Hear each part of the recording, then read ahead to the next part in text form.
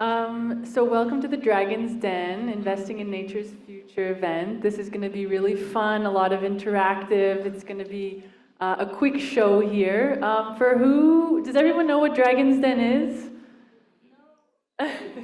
Okay, for those of you who don't know, it's a concept show where basically innovative projects get to showcase their work, and then an expert panel of judges, or dragons, get to give their feedback, and potentially they get investments. So today we have two incredible projects who are going to showcase themselves, and we get to hear from them and how they're going to be delivering meaningful social and environmental impact. So the Dragon's Den session provides an exciting platform for these projects to pitch their ideas, and it's all aimed at promoting biodiversity conservation and sustainable practices. So our judges, or dragons, I would like to introduce you to the stage. First, we have Dr. David Brand, who's the Executive Chair of New Forests and Founding Chair of the International Sustainable Forestry Coalition. Please, David, join us on stage. And joining him, we have Sandra Sarmiento, who's the Managing Director of Climate Finance at Terra Global Capital. Please, Sandra. So their expertise in sustainable finance and conservation makes them ideally suited to guide and challenge our participants. So next, I would like to talk about who's going to be the first panelist. First, we have Fernanda Stephanie. She's going to be calling in online.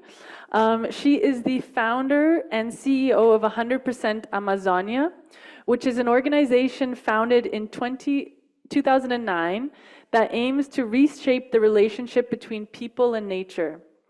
So we're going to learn about 100% Amazonia and how these projects collaborate closely with local communities and farms in the Amazon to promote sustainable practices. So please, Fernanda, you have 3 minutes to pitch, and then we're going to get the dragons' questions. So you can go.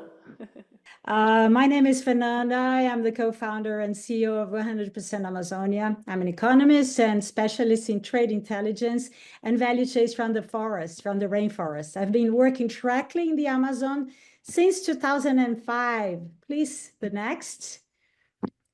Next slide, please. The idea behind our company is to address the challenges of Amazon value chains, which generally lack supply regularity, traceability and sustainability assurance, and quality.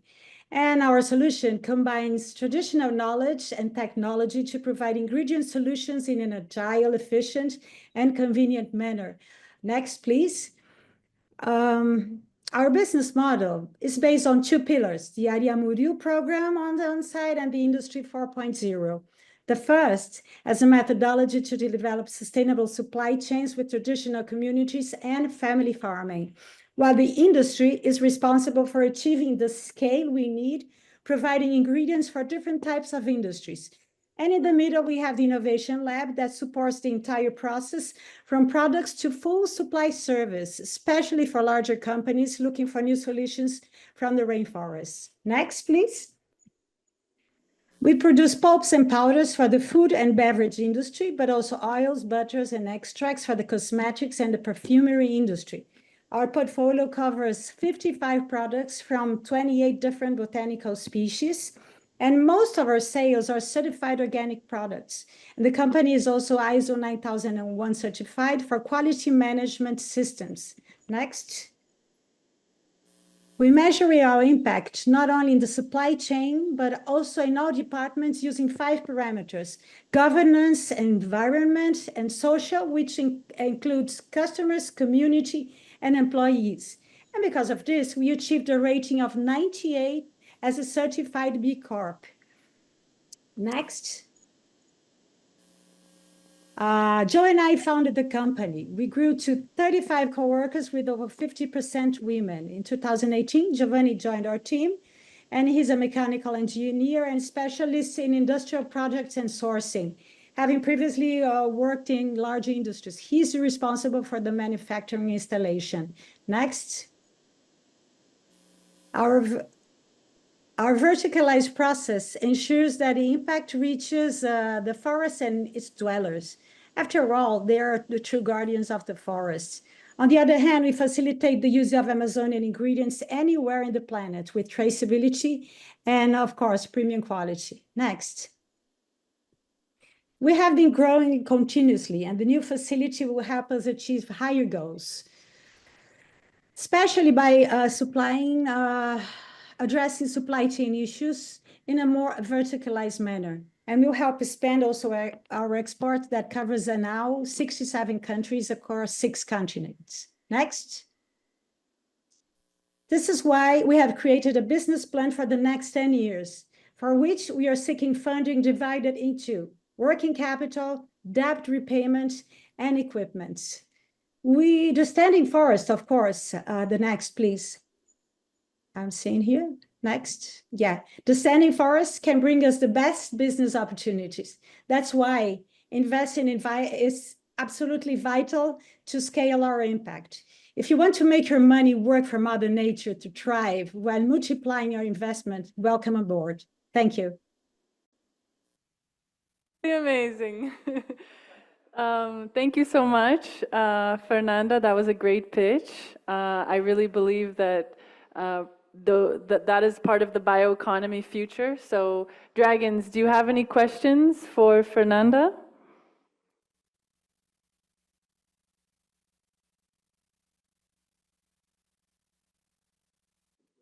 Couple of questions. Like, how far down the supply chain are you going? You're aggregating the products from the people out in the villages, and then do you sell to a wholesaler offshore, or what's your business model? We go down back to the supply chain base, mostly in groups, like in co-ops or in associations. So we don't buy directly from one to one, but we buy from groups. So we help through the Ariamuru's program to build co-ops or association of producers so that they can negotiate with us directly. Because of our scale, we cannot buy 5 kilos here and 5 kilos there. So we always have a negotiation in groups. It could be a group like an indigenous group like we did already. It can be a co-op like in Maués, for instance. We have today 38 groups and co-ops and associations in our portfolio, in our suppliers' portfolio. But then we go from one how does it get to the end. Sorry? How does it get from you to the customer? Do you have wholesalers that you're selling to in different geographic regions? We are mostly wholesalers to the sense, and we make ingredients. So we sell to the industry, but we also sell to the food service. In the food service, we make brands for people. So we make private label. We can make, for instance, in the US, if Whole Foods has a brand, we can do their brand of açaí, their brand of guaraná. We do that already for 14 different brands all across the world. We actually do not work much in Brazil. Our business model is using biodiversity to Brazil to create value for nature, but everywhere in the world. That's why we export to over 67 countries. Fernanda, I have a question for you. Do you have, you already told us how you're going to be selling your products, even though, do you have any marketing, like a strategic or anything that led you move forward with your product? Because as I understand, you are selling your products to the industry, but we all know that when we sell this product only to the industry and not to the final client, you won't receive, as much as you could. So do you have any strategy to get there?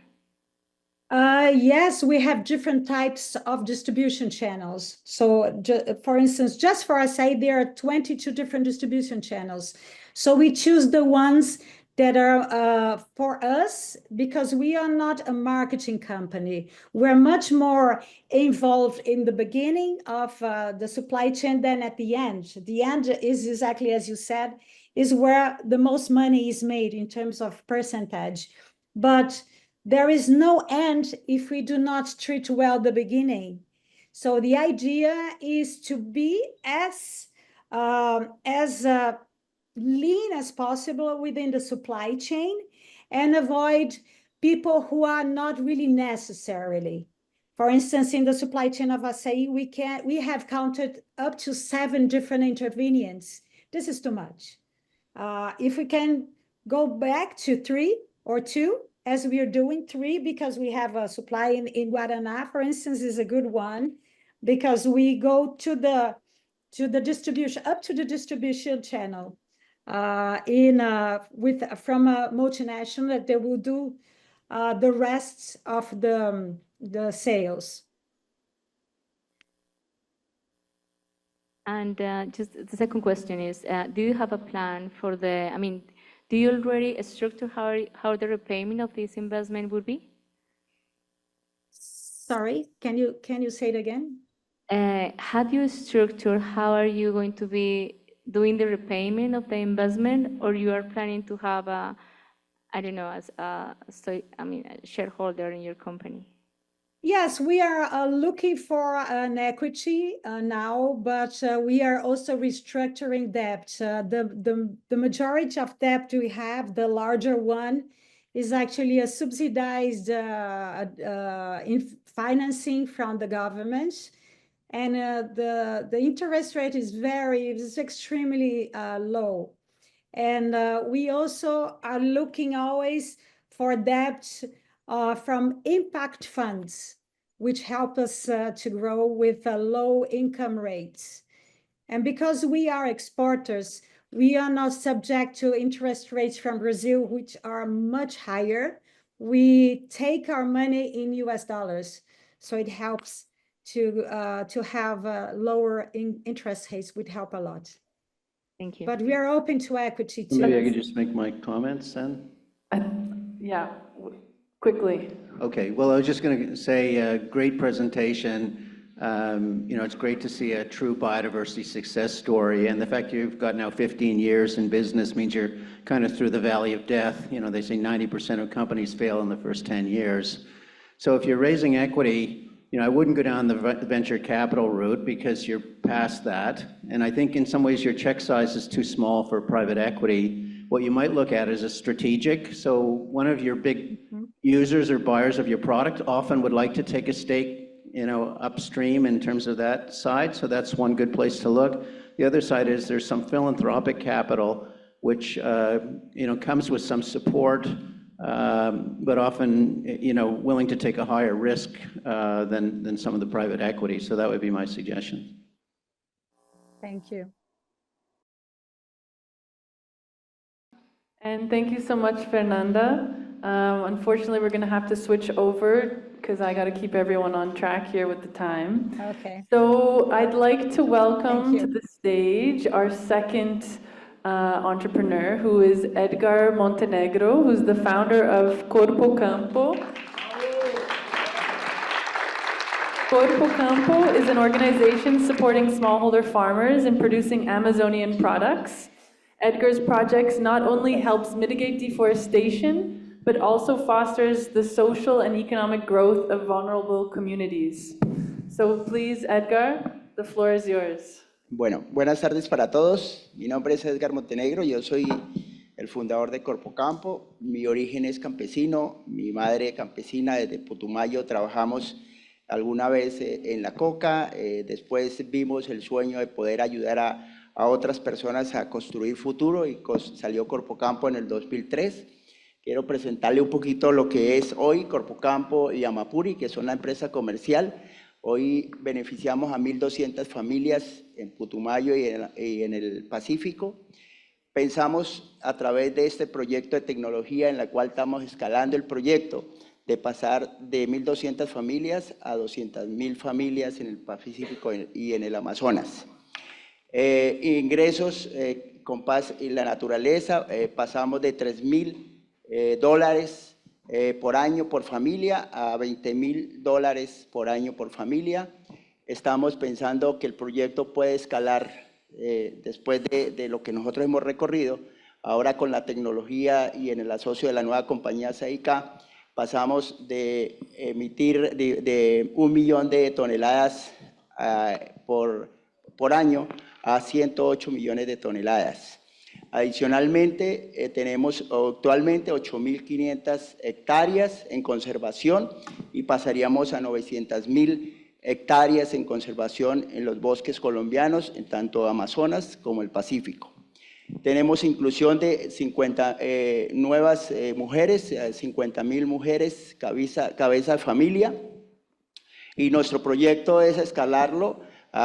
Estamos buscando 50 millones de dólares, en los cuales nos generaría un costo por familia de 250 dólares por familia.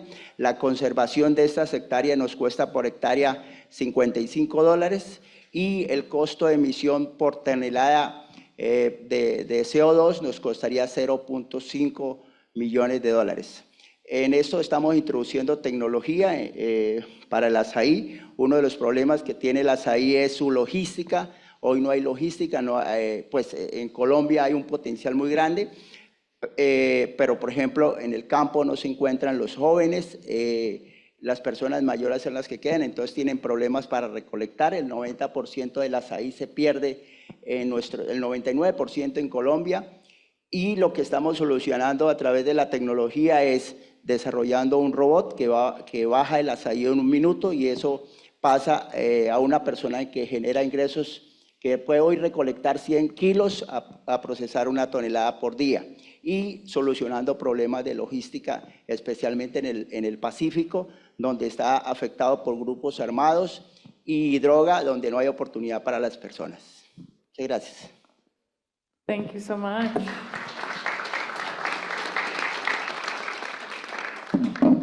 So now, Dragons, do you have any questions?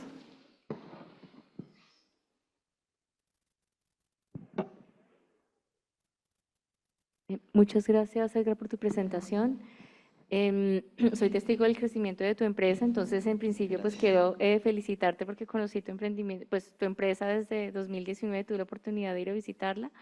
Veo que has crecido muchísimo, veo que pues tu campo de acción es bastante amplio. Lo que sí quiero saber es cómo puedes introducir, digamos, este tipo de tecnología en las comunidades cuando ellos han sido bastante resistentes muchas veces al ingreso, ¿cierto?, de personas foráneas. ¿Cómo planeas tú que puede ser la introducción de este mecanismo automático, bueno, el robot que tú mencionas, sin generar pues ningún tipo como de disrupción dentro de todo su tema cultural, y que ellos no sientan en algún momento como el miedo de que van a ser desplazados por la máquina, sino que esto pues vendría siendo una oportunidad para ellos de realmente conseguir ingresos a través del trabajo de la recolección? Digamos que los retos que tienen estos proyectos, donde yo llevo 20 años trabajando y he visto que muchos proyectos en estas zonas no tienen éxito, es precisamente porque no generan valor para ellos. Digamos que hoy una persona está limitada a recolectar, como te decía antes, a recolectar el azaí, y lo que nosotros vamos a trabajar con las bases, la gente que está necesitada, que quiere generar ingresos porque no tienen otras opciones y por eso se van a la droga o a los grupos armados. Pero si nosotros sensibilizamos que esto va a ser una herramienta como el internet, como la tecnología, que le puede ayudar o la misma luz, la electricidad que muchas zonas no tienen, pues si concientizamos a ellos de que este va a ser una herramienta en la cual va a volverse amigo de todo el desarrollo y generar bienestar y calidad de vida, yo creo que se va a hacer algo muy impactante, porque ya lo hemos hecho en las comunidades base, y cada vez que hay cosas nuevas que le generen al final nuevos ingresos, se vuelve muy atractivo para las comunidades. ¿Nos podrías, por favor, contar cuál es tu plan de negocios para poder adquirir pues, este número que tienes bien definido acá, y cómo sería como el comportamiento de tu flujo en el tiempo? Digamos que nosotros lo que pensamos es introducir hoy, el proyecto considera eliminar la cadena de frío. Entonces, esta cadena de frío, que es uno de los grandes obstáculos que tiene el azaí, porque el azaí se encuentra en zonas donde no hay muchas veces interconexión. Entonces eliminamos la cadena de frío porque pasamos de una congelación que hoy tenemos que hacer a una refrigeración. Entonces, esto nos va a permitir, digamos, pasar el costo hoy de liofilización que pasa el secado del azaí, que nos cuesta $18, a $2.5 el kilo. Eso nos va a permitir una opción de repago de 5 años si logramos tener pues, las plantas, la producción y las diferentes zonas o prefábricas que están en el plan de negocio para montarlo tanto en el Pacífico como en el Amazonas. Este plan que tú mencionas tiene claramente un margen de error, supongo. Entonces, si, digamos, alguno de los territorios no puede desarrollar esta tecnología, ¿tienes alguna otra alternativa? Digamos que lo que nosotros pensamos es hacerlo escalándolo, ¿no? Entonces, por ejemplo, estamos viéndolo en Chocó, estamos viendo, ya nosotros tenemos experiencia en Guapi, en Tumaco, entonces vamos viendo porque la inversión va a ser de acuerdo también a esa necesidad y la comunidad que esté dispuesta a trabajar, ¿no? Putumayo ya lo tenemos ya un trabajo de muchos años, Leticia también está listo, Guaviare. Lo que tenemos, digamos, especialmente en zonas como Chocó, que nosotros no hemos trabajado todavía, hemos hecho pequeños intentos, pero creo que hay el potencial porque el azaí está natural. Gracias. David, did you have any questions?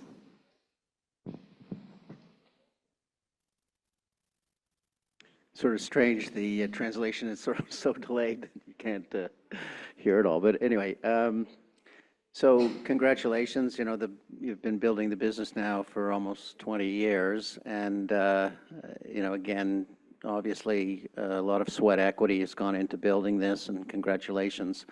So where are you now? Are you looking to grow the business, raise growth equity, or are you sustainably profitable and happy with where you are?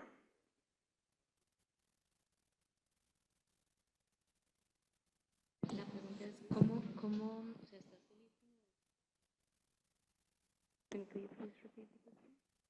Really, the question was, is he looking to raise growth equity now?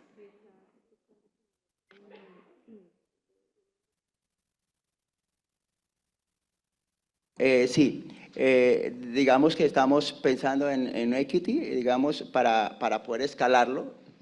Sentimos que Colombia tiene unas oportunidades enormes con el azaí, porque tiene un potencial muy grande. De hecho, tiene una variedad que no la tiene Brasil, que es el Euterpe quatrecasana, que tiene grandes cantidades de antocianinas, y esta tecnología ayuda precisamente a conservar esas antocianinas. Entonces estamos dispuestos sí a compartir otras personas que entran a futuro dentro del equity de la compañía, ¿no?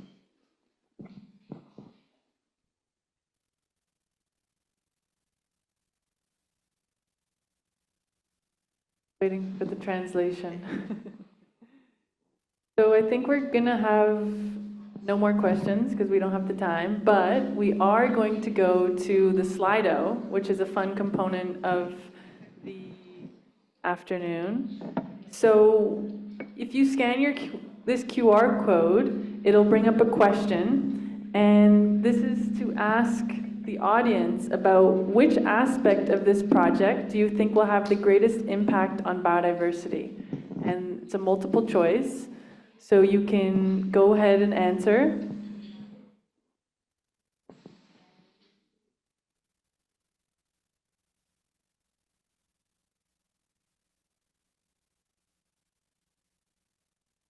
Here we have community engagement. Community engagement. Oh, it's all over the place.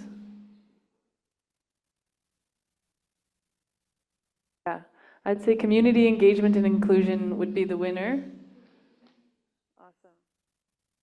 And now we could go back to the Slido for the first project because we have questions also. Same questions. So which aspect of this project do you think will have the greatest impact for Fernanda's project?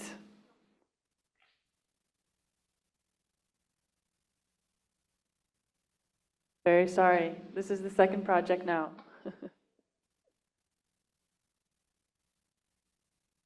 As you can see, both companies are dedicated at working with smallholder communities to gather the products and bring them to market. So I do believe that both will have this strong community engagement and inclusion.